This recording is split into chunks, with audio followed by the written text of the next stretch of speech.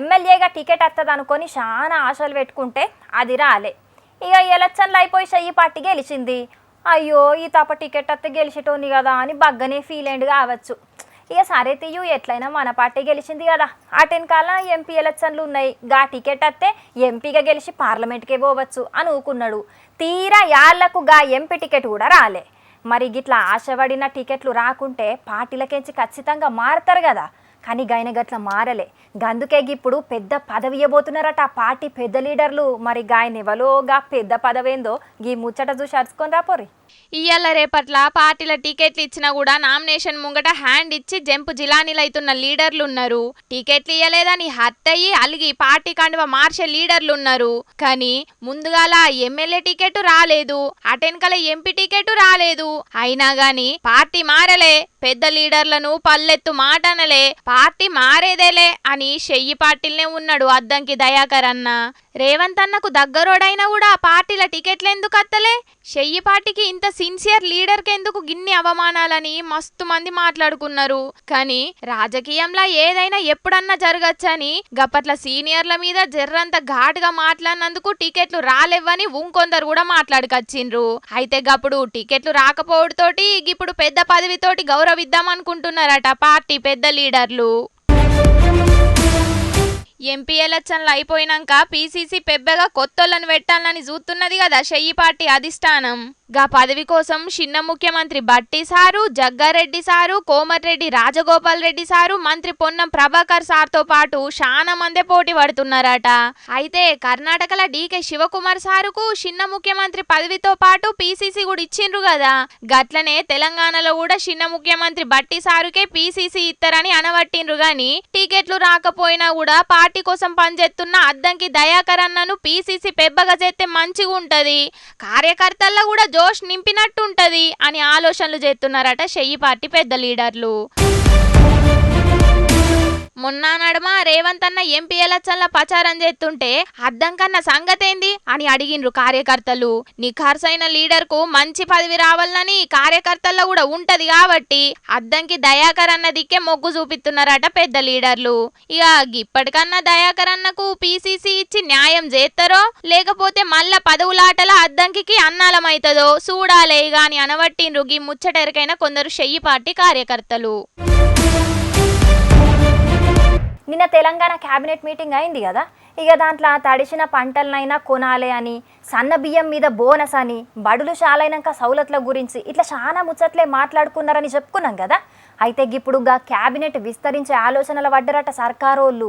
మరి మంత్రి పదవులు ఎవలెవలకత్తాయి, రేవంత్ అన్న టీంలో ఎవలకు జాగ దొరుకుద్ది అని మస్తు నడుస్తున్నది బయట టాకు. ఇక మరి గది కూడా తెలుసుకొని రావాలి కదా, చలో నడువురి మరి జల్దినా.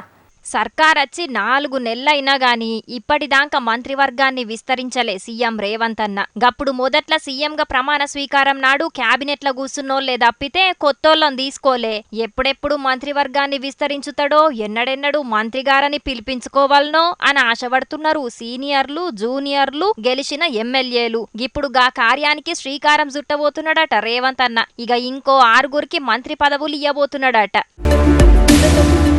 ఉన్న 119 అసెంబ్లీ సీట్లకు 17 మంది మంత్రులుండాలే. దాంట్లో ఇప్పటికీ సీఎంతో కలిపి 11 మంత్రులున్నారు. ఇక 6 మంత్రులు ఎవ్వలనేది మస్తుగా చర్చలైతున్నాయి. ఇక ఎవ్వల ప్రయత్నాల ఆళ్ళు, ఎవ్వల పైరవీల ఆళ్ళు చేస్తనే ఉన్నారట ఎమ్మెల్యేలు కూడా. అయితే ఇప్పటికైతే ఆ 6 మంత్రి పదవుల కోసం కొంతమంది లీడర్ల నడమనైతే మస్తుగా పోటీ ఉన్నదట. దాంట్లో మక్తల్ ఎమ్మెల్యే వాకిటి శ్రీహరన్న, ఎమ్మెల్సీ బల్మూరి వెంకటన్న, ఎంలాడ ఎమ్మెల్యే ఆది శ్రీనివాసన్న, ఆలేరు ఎమ్మెల్యే బీర్ల ఐలయ్య, దేవరకొండ ఎమ్మెల్యే బాలనాయకన్న, ఖానాపూర్ ఎమ్మెల్యే వెడ్మ బొజ్జున్నారట. ఇక కోమటిరెడ్డి రాజగోపాల్ రెడ్డి సారు కూడా మంత్రి పదవి వచ్చే ఛాన్స్ ఉన్నదట. గాని గది భువనగిరి ఎంపీ సీటు చెయ్యి పార్టీ గెలిచే ముచ్చట మీద ఆధారపడి ఉన్నదట. అట్లనే షబ్బీర్ అలీ సారు కూడా మంత్రి పదవి వత్తదనే ముచ్చట్లు వినబడుతున్నాయి.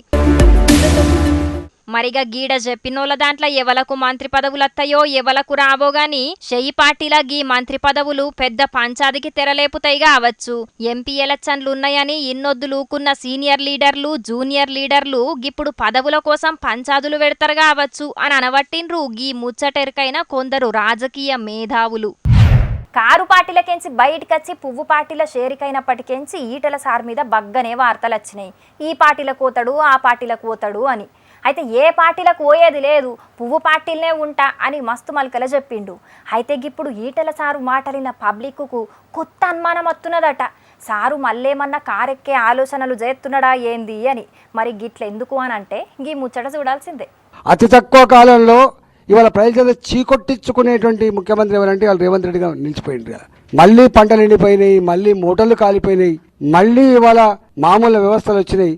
అగో ఇన్నరు కదా ఈటెల సారు మాట్లాడిన మాటలను. మళ్ళా పంటలు ఎండిపోయినాయి, మళ్ళా మోటార్లు కాలిపోయినాయి, మళ్ళా మామూలు వ్యవస్థ వచ్చింది అని అంటున్నాడు మైక్ వట్టి. అంటే వెనకట తెలంగాణ రాకమున్పు నీళ్లు లేక తెలంగాణ ఎడారై పంటలెండిపోయేటి, కరెంటు చక్కగా లేక మోటార్లు కాలిపోయేటి. ఇప్పుడు మళ్ళా గా రోజులొచ్చినాయి తెలంగాణలో రేవంత్ అన్న సీఎం అయినాక అని గరమైండు. అంటే గా రోజులు మళ్ళొచ్చినాయనంటే గత 10 ఏళ్లలో గా రోజులు లెవ్వనే అన్నట్ట. కారు పార్టీ సర్కారు మంచిగానే చేసిందని పువ్వు పార్టీలున్న ఈటెల సారు ఒప్పుకున్నట్ట అని దీర్ఘ ఆలోచనలు చేస్తున్నారట కొందరు రాజకీయ మేధావులు. ఇక మరి సారు తెలంగాణ ప్రాంతం గురించే మాట్లాడిండు తప్పితే కారు పార్టీని తారీఫ్ చెయ్యలే. గట్ల తారీఫ్ చేసేటోడే అయితే కారు పార్టీలకు పోయేటోడే కదా అని అనబట్టిండ్రు ఇంకొందరు. అయితే చాలా తక్కువ టైంలో జనాలతోటి చీగొట్టించుకున్న సర్కార్ అయితే గిదేనట. ఆఫ్టర్ ఆల్ నువ్వు ఎంత నీ బతికెంత? ప్రజలు భిక్ష పెడితే, ప్రజలు ఆశ్రయించి భిక్ష పెడితే నీకు పదవి వచ్చింది. నీది అదేమన్నా? నీ సొంతం అదేమన్నా? ప్రజల జాగీర్, ఇది ప్రజల హక్కు. ప్రజలు పెట్టే భిక్ష అనే విషయం మర్చిపోయిన పార్టీ, మర్చిపోయిన నాయకుడు కాలగర్భంలో కలిసిపోతాడు. అగనట పదవులు ప్రజలు పెట్టిన బిచ్చ అని యాది మరిచిన లీడర్ ఖచ్చితంగా కాలగర్భంలో కలిసిపోతాడు అని యాద్ చేసిండు సీఎం రేవంత్ అన్నకు ఈటెల సారు. గిప్పుడే గిట్లుంటే మల్కాజ్గిరిల సీటును గెలిస్తే ఇంకెంత గట్టిగా గరమైతాడో రేవంత్ అన్న మీద ఈటెల సారు అని అనబట్టిండ్రు గీ మాటలిన్న పబ్లిక్. ఆ పబ్లిక్ ఇప్పుడు మా రాముల తాత చేయాలి కాబట్టి మరి పెద్ద మనిషి ఇవాళ ఏం చేస్తున్నాడో పిలుద్దాం. ఓ తాత ఏం చేస్తున్నావే? అంగట్ల అన్ని ఉన్న అల్లున్న వచ్చే శని అన్నట్టే ఉన్నది మా రైతుల పరిస్థితి. ఎన్నడు చూడు ఏదో ఒక తంట మా తొంటికి చుట్టుకునేదే తప్ప ఏమున్నది మా బతుకులల్లా. మా కండల్లా తడి ఆరది, మా రైతుల తలారాత మారది. పో అయ్యో ఏంది తాత గంతగానం నారాజ్ అవుతున్నావు, ఏమైందే? ఏమని చెప్పాలనే తల్లి, ఎర్రటి ఎండలల్లా బుక్కెడ్ నీళ్లు తాక్కుంటా ఉప్పుడు ఉపాసం వండి రాత్రిపూట కావలు వండి మరి పండించిన వరి పంట ఇప్పుడు చేతికి రాకుండా అయిపోయింది. ఎవరికని చెప్పుకోవాలి, ఏమని చెప్పుకోవాలి? మా రాత, మా రైతుల రాత. అరరరరే, నిన్న మొన్న గురిచిన వానలకు కళ్ళంలో వడ్లు నాని మొలకలు వచ్చినాయానే? అవును పిల్ల, నిన్న మొన్న దొంగలెక్క వచ్చి కొట్టిపోయిన వాన వరదకు వడ్లన్నీ పోయి కంతకములో చేరినాయి. అవన్నిటిని నిన్న ఇయ్యాల ఆరబెట్టుకున్నా కూడా ఏం ఫాయిదా లేకుండా అయిపోయింది. మొత్తం మొలకలు వచ్చి దేనికి ఎక్క రాకుండా అయిపోయినాయి. అరే ఊకోవే తాత, బాధపడితే గంగలు కలిసిన వడ్లు తిరిగొత్తాయా అని? ఇది మన రైతులకు ఎప్పటికీ ఉండే దుఃఖమే కాదే తాత, ఊకోవే. అయినా గిట్లా నష్టపోయిన రైతులకు సర్కారు నష్టపరిహారం కూడా చెల్లించుతా అని చెప్పిందే. ఇక వాళ్ళు ఇచ్చే 5,000, 10,000 రూపాయలు ఏమి ఇట్లకే మొదలవుతాయి. వేల రూపాయలు పెట్టుబడి పెడితే చేసిన రెక్కల కట్టం కూడా పోయి గంగల కలిసే. అవును, దున్నిన కూళ్ళు, నాట్లేసిన కూళ్ళు, మందుల ఖర్చులు, మీరు వేసిన చేత అంతా గంగల కలిసిపోయినట్టు అయింది. ఏం చేస్తాం, ఏడు కాకపోతే వచ్చేడైనా బండదా అనే ఒక నమ్మకంతో బతుకుడు తప్ప గా నమ్మకమే మిగులుతుంది తప్ప మా రైతులకు ఏం మిగిలి పాడైతుంది. ఆ మిగులుడు చీరల చీర. సర్కార్ మీ రైతులకు ఇంకో మంచి ముచ్చట చెప్పిందే తాత. వరి మీద ఇత్తనన్న 500 బోనస్ను కూడా ప్రకటించింది. వచ్చే వర్ల మీద అది అమలు చేస్తారట. చెప్పేటి ఏమో శ్రీరంగ నీతులు, చేసేటి ఏమో అన్ని వచ్చిరాని కథలు అన్నట్టున్నది ఈ సర్కారు చేసే ముచ్చట. ఏ వీటికి 500 రూపాయల బోనస్. అగో ఎందుకు తాత గట్లాంటివి? అది మంచి ముచ్చట కాదా అనే? ఎత్త మంచి ముచ్చట అన్నట్టు చెప్పు. ఓట్లకు ముంగట వడ్లకు 500 రూపాయల బోనస్ ఇస్తామని చెప్పిర్రు. ఏ వడ్లు అనేది చెప్పిర్రా? ఇప్పుడు గెలిచి గజ మీద కూర్చున్నాక సన్న వడ్లు పండించిన రైతులకైతేనే 500 రూపాయల బోనస్ ఇస్తాము అని చెప్తారు. ఇక అది ఏం పద్ధతి అన్నట్టు ఎత్తెత్త ముచ్చట అన్నట్టు చెప్పి ఇక సన్న వడ్లు పండించే రైతులందరికీ మేలు జరిగినట్టే కాదే, వాళ్ళకి ఇది శుభవార్తనే కదా. అరే మళ్ళీ అట్లా మాట్లాడుతామేమే మార్చిన ముఖం దానా? సన్న వడ్లు ఎవరు పండిస్తాలే మనకెళ్ళి, అవి దిగుబడి తక్కువ వస్తాయి అని చాలా మంది రైతులు దొడ్డు వడ్లనే పండియబడుతుంది. ఇక ఎవరో 100కి 10 మంది సన్న వడ్లను పండిస్తారు. అంటే ఇక గవాళ్ళకే బోనస్ ఇస్తారా? ఇక దొడ్డు వడ్లు పండించే మాసంటి రైతులు ఇక నాశనం అయినట్టేనా? ఇక అవును, నువ్వు అన్న ముచ్చట మీద ప్రతిపక్ష పోలు కూడా భగ్గుమంటున్నారే. రాష్ట్రంలో 90% మంది రైతులు దొడ్డు రకం వడ్లనే పండిస్తున్నారు. కానీ 10% సన్న రకం వడ్లు పండించే రైతులకు మాత్రమే బోనస్ ఇస్తామంటే ఊకునేదే లేదు అని అంటున్నారు. మరి కాదా, రైతులం ఏం పంట వేయాలి ఎట్లా వేయాలి అనేది కూడా వాళ్ళే చెప్పేది ఉంటే, మరి మేము పంట వేసిన తర్వాత నట్టపోయేది ఉంటే ఆ నట్టాన్ని వీళ్ళు కూడతారా చెప్పు. అరే దొడ్డు వడ్ల మీద ఎంతో కొంత పెట్టుబడి పోను లాభం వస్తుందన్న ఆశతోటి ఆ దొడ్డు వడ్లు వేయబడుతుంది. సన్న వడ్లు వస్తే ఏమవుతుంది చెప్పు, పెట్టుబడి కూడా రాదు మన్ను మచానం. అవును, రైతుకు బోనస్ ఇస్తామన్నప్పుడు ఏ వడ్లు పండించిన ఇయ్యాలే గాని సర్కార్ది గిదేం తిరకాసో కదా.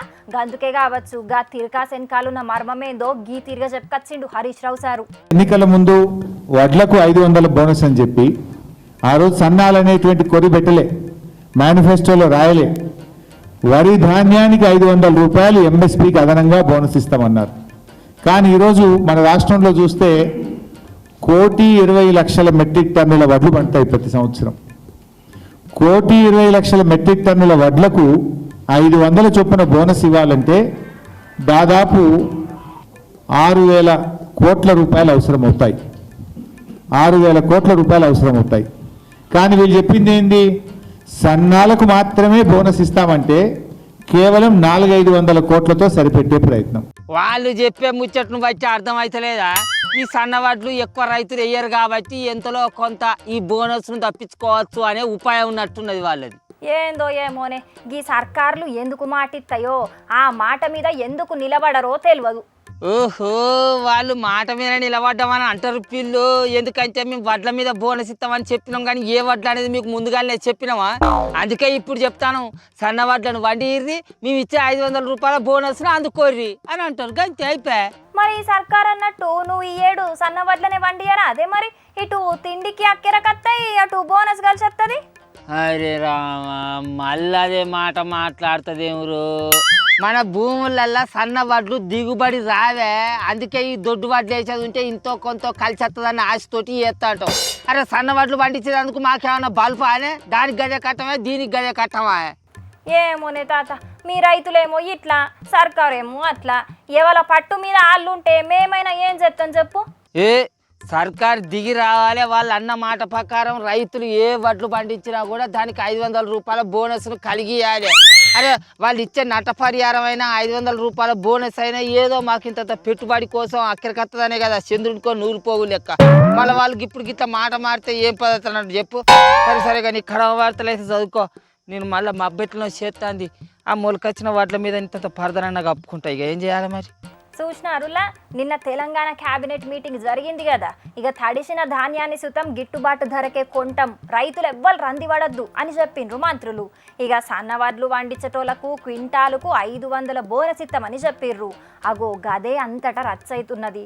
ఇట్టే అన్ని వడ్లకు బోనస్ ఇవ్వాలి, గప్పుడే రైతులకేమన్నా ఫాయిదా అవుతుంది. కానీ మేం సన్నవడ్లకే ఇస్తాం అని అంటే ఎట్లా అని సర్కార్ మీద గరమవుతున్నారు కొందరు రైతులు. ఏమో పోన్రి, ఎన్ని సర్కార్లు మారినా రైతుల గోసలైతే పురాగ తీర్తలేవు. ఇక ఈ ముచ్చట్లే కాదు, ఇంకా లిలిపుట్ ముచ్చట్లు కూడా మీకోసం ఎదురు చూస్తున్నాయి. మరి అవి కూడా చూశారు. ఇక